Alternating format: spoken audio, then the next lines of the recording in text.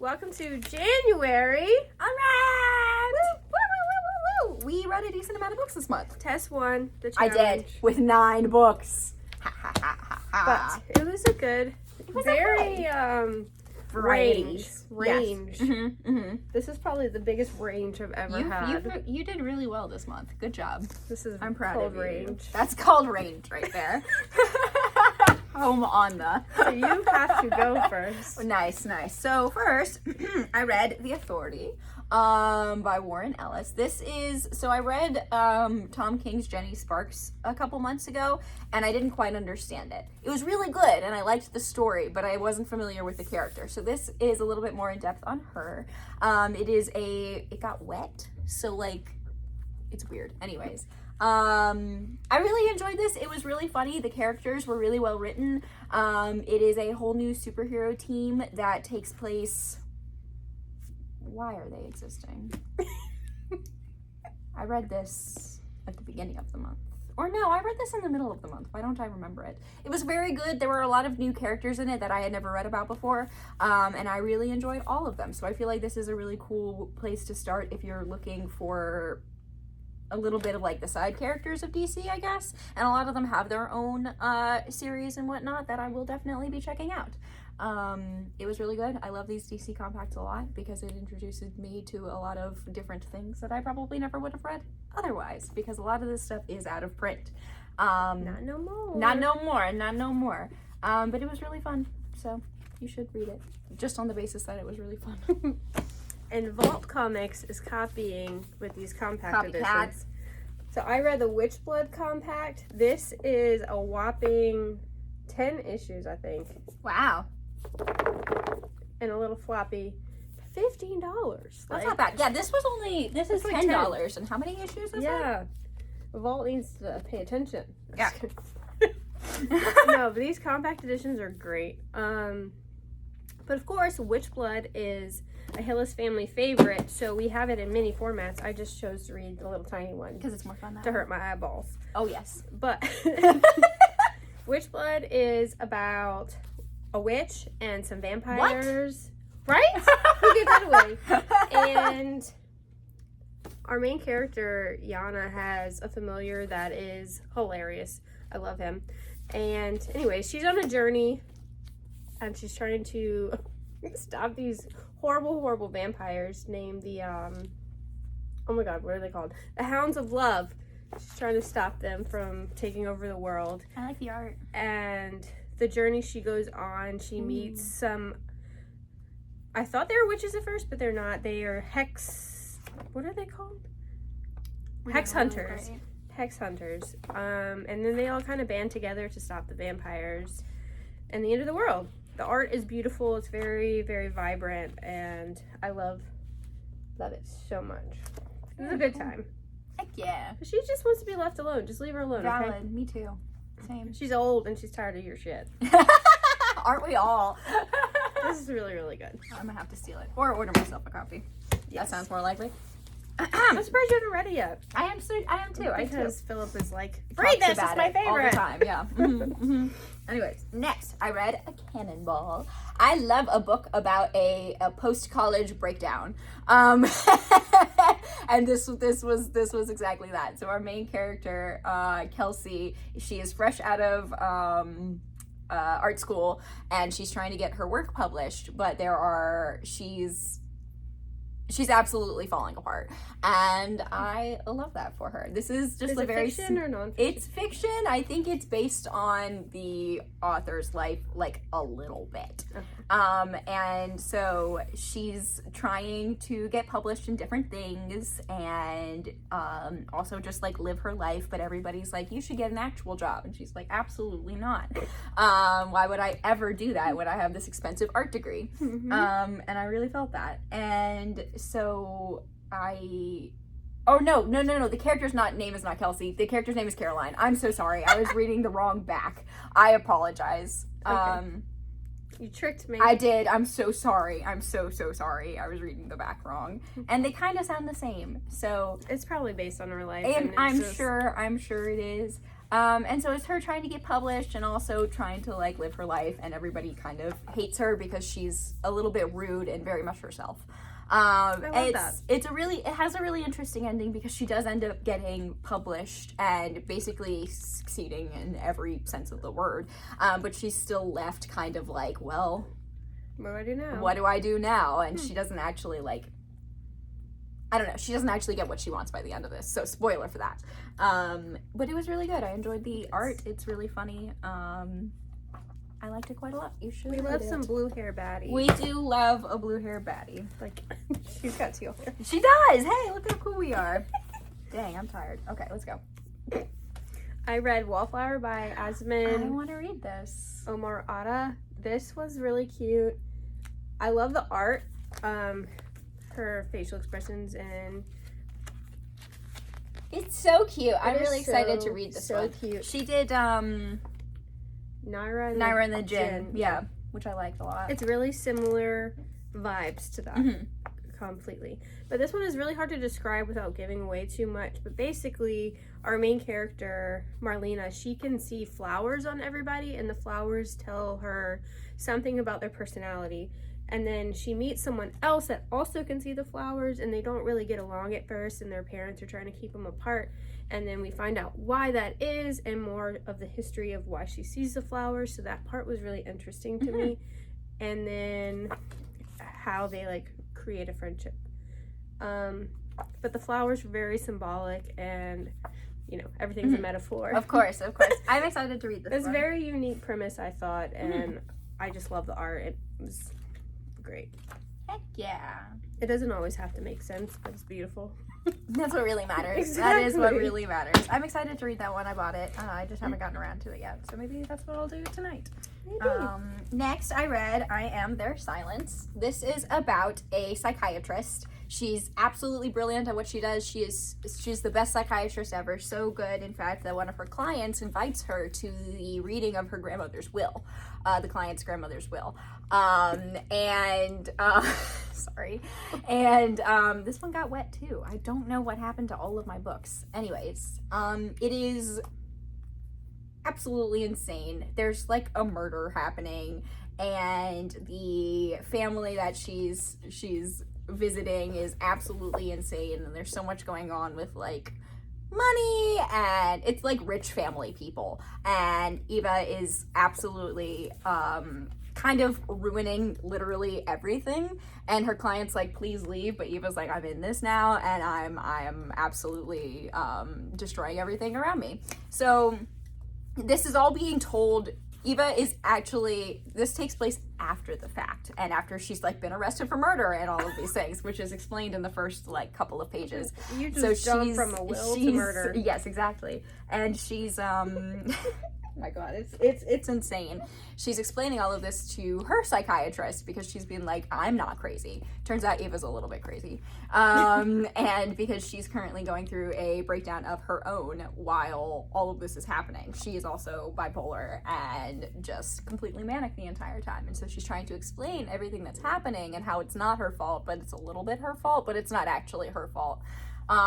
It was really intense and a lot. I think it's definitely an interesting read, especially as like a character study. I thought it was really well written in the character sense of the word. But yeah, it was a wild ride. You should check it out.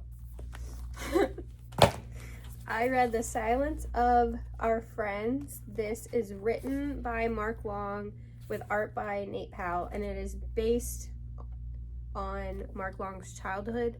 When he was growing up, his dad was a reporter, and his dad was like the only one that would report on some things that were going on in the, I almost said Black Lives Matter movement, the civil rights movement.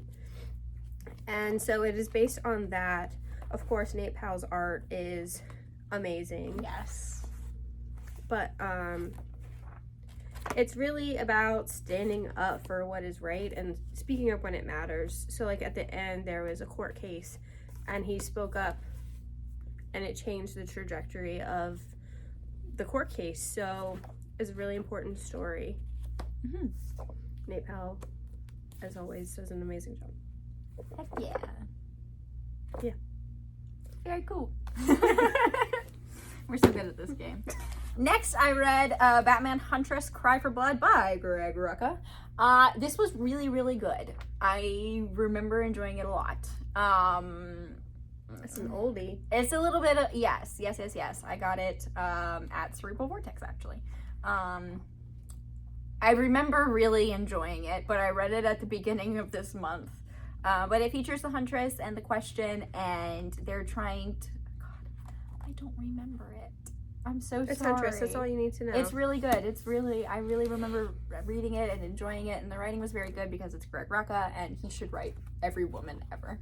If you're gonna have a man write a woman, you should get Greg Rucka to do it. So, it was very good. It was really good. And this was my first read of the month, so I don't remember everything, and Philip's probably gonna yell at me for this, but I read Red Before Black by Stephanie Phillips and Goran Sudźuka. This was a really fun book because it takes place in Florida, and Florida is kind of crazy in itself. But our two main characters here are kind of after the same thing in a different way, but not initially. They're against each other, and they come together. But it's like a crime noir. No, not noir, but just a crime caper, I guess is what you call it. But the backstory of both of the characters was really traumatic, and how they find out that they have a lot in common, and that kind of brings them together. There's like a supernatural element to it with that history. Yeah, it was really well done. It was a good time. Action packed. Stephanie Phillips is killing it recently. Yeah, she is. Most of what I feel like I didn't do this any justice, but Philip and I did a writing cars on it, and so you should watch that. I was a lot better at describing it than The thing with like a whole month between is like I read so much at the beginning of the month and I kind of fall off as the month goes on, and I remembered it. Yeah. And I remember liking it, like you said, but like, why did I like it? Why did I like it? It's we were just talking about this. We got to keep better track. I got to start writing reviews again, but it'll happen when it happens. Life is busy. Yeah. Next, I read Wonder Girl Homecoming. So it was announced that Yara Flor was going to be a part of the New Titans storyline, and I was like, you know what? This is a great time to read this. I love the Wonder Girls so much. I love all of them. This was such a fun read. It's by Joelle Jones, and it has some really great art in it, and it is her origin story. So it's her becoming Wonder Girl, and she's just wonderful and amazing, and the art is really great too. It's her training to be Wonder Girl, and it's got Cassie in it, and I love Cassie so much. Yeah, it's really good. Art. It's a lot of fun. It is definitely a lot of fun. I highly recommend. So Peer pressure read. yes, I read The Amazing Spider-Man, The 8 Deaths of Spider-Man by Joe Kelly and various other people, but mostly Joe Kelly wrote it. What can I say that has not already been said? that has already been said. It's really good. It's so good. It's a stark reminder that Peter is a human, but he is capable of really hard things. Yes. Like, really, really hard things. He endures so much pain, so much loss, and he lives it over and over and over again, and like, how does that not make you want to give up? And he did give up, and I thought that part was really, really important because, again, you see how human he is. But it's a beautiful, really good. Beautiful story, and I like how some other heroes come in and try to help, and it was amazing. Amazing! Oh no. Okay, so these next two I read as they were coming out. I read The New History of the DC Universe, as told by Mark Waid. So it's literally the entire history of the DC Universe up until now, and it sets the scene for everything that is to come in DC. Every few decades they do a new one of these to like redefine exactly what the DC Universe is and to explain everything in the main continuity. And it was really interesting. There's new artists on literally every page. And I love an information-packed book. So not a ton of people enjoyed this very much, but I love history. I love that kind of thing, and I love stories all connecting. And so this was a lot of fun. This was really, really good. I read it as it was coming out in single issues, and in the very back it has a more like I guess laid out a more in-depth history of everything, which was also really cool to read. I love a timeline. I love a timeline. So yes, I highly recommend if you want to catch up on everything that's happened in the new DC universe. So you do your next one again. yeah, I will. Next, I read Nightwing Death Traps. This is the second volume of Dan Waters' run of Nightwing. This was a lot of fun. I liked this more than I liked the first one. Or maybe I liked the first one more. I can't remember. I read this also as it was coming out in single issues. It's really, really good. There's one issue in the back where he's, oh my gosh, it's but anyways, it's more along with the whole like circus theme, with the whole Blind Graces. yes, exactly, and all that kind of stuff. So it's really very good. I highly recommend. Nightmite is in it quite a lot, and then Nightwing Prime as well. And yeah, it's a lot of fun. Go Nightwing! Go Nightwing! Okay. I read Southern Bastards by Jason Aaron and Jason Latour. This is the first 2 volumes in a hardcover. Ow. The first half is about Earl, and Earl had to die. Yes, Sorry, he did. I had to. He is returning back to his hometown in Alabama to sell his house because his last remaining relative is going into a nursing home, and he kind of remembers why he freaking left. He hates the place, and does not go very well for him. And then the second half is about it sounds like useless. That's the point. His name is like Euless or something. Mm-hmm. And he is the football coach, and he's not a nice man, but it's kind of like his villain origin story. And I do not like him at all.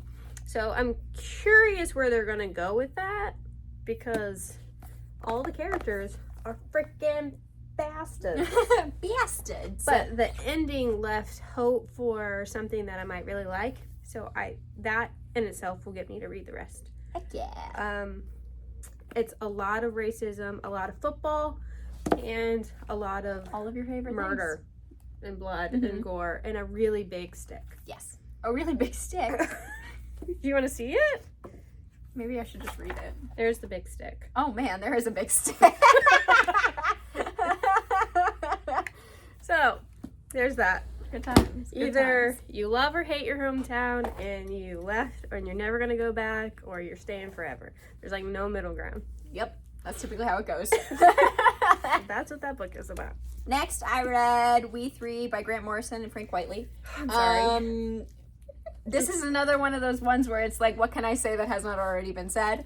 It was very sad. It's a bunch of government-made animals, or government, like, stolen animals, literally stolen pets. It is absolutely heartbreaking and terrible and awful, and you should definitely read it because it's a good story, and it's really well written and well, like, planned out and well put together, but it is very Good sad. commentary. Good commentary. A lot of animal books are really good commentary on the human crisis. Exactly. So if you haven't read it, you should. It's really small. I actually read the compact edition. It's only like 3 or 4 issues.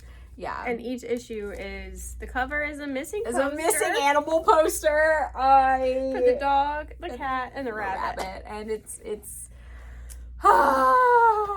a lot. I'm sorry. Thanks, I appreciate it. I put that one in the back. Yeah. Mm-hmm. It's good though. You should read it. Oh yeah, it's good. It's great. It's great. It's a depressing. happy little read. You should read it. Next, you should read Animal Pound. Anyways, finally, we have On the a same lighter favorite note, book. our favorite of the month, Gumshoe by Brenna Thummler. Of course it was. This is like a warm hug on a sunshiny day. It really is. This was the happiest thing I read this month. Do you have a synopsis? I don't have a synopsis. Oh, silly I'm just goose. It's all about the male. Yes, the male is super important in this book. I've never read a book where male is more important. So Willa, our main character, wants to be a mail carrier. Yes, it's her and greatest dream. There's like lore in this town of Two Gum Tilly Yes. and her stealing all the mail. Mm-hmm. And so she gets mistaken for Two Gum Tilly and decides to run away because what else can she do? What else are you doing? Yeah. She can't speak up for herself, so she runs away. And then she meets this other group of girls, the Gumshoe gang, and they become friends. They were delightful. But they all steal mail together and resend it to prevent Two Gum Tilly from stealing it. Yeah. They steal the mail before Two Gum Tilly can steal it. The gum is great It's because so great. the other mail carrier, the mail carrier, steps in it everywhere he goes. Everywhere he goes. He has a cat named Doggy. Is that how you? I think so. That's how I read it. Yes. Or Dougie, but it looks like Doggy with an IE. So I was like, is it Dougie or Doggy? I don't But know. the cat is great. The cat is so great. The cat is integral to the story. The color palette reminds It's gorgeous. me of bubblegum because Look how pretty. it's great. It's so good. And then the flashbacks of like the campfire stories of Two Gum Tilly are in sepia. Oh my god, why can't I find it? And like all the characters are just so I love how they told the wonderful. story of Two Gum Tilly around the campfire. Yes. It was so important. And the other girls, they all go by nicknames. Yes. My favorite was Pepsi because she Obviously. gives pep talks. She does. Did she you have a does. Oh my god. Gosh, what was her name? Wait a minute. I can't find. Where did they introduce themselves? I had this problem yesterday. Like, where were their names? Let's see. Whip. Whip. She's good at smack talk, but she's not good at smack talk. And then Beanie. And Beanie. Beanie is running for governor. She is. Oh, it was so good. And then Susanna's the ringleader. Yes. And I have a theory that Willa is based on Brenna because they look the same. They look the same, yes. Or even Two Gum Tilly. Mhm. Because, I mean, Look at that. but Tess and I are going to dress up like these girls for Halloween. We sure are. I'm so excited. I love their little outfits. They're so cute. It All was the just so post much people fun. wear these outfits. Yes, literally being a male person is the most important job in this whole universe. And it makes me so happy. It takes place like out west, and I don't know the time frame, but there's pagers, not cell phones. So there's that.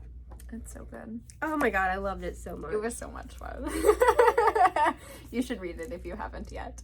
Yes, you should. You should read all of Brenna Thummler's stuff. I love her. Sheets, the whole trilogy.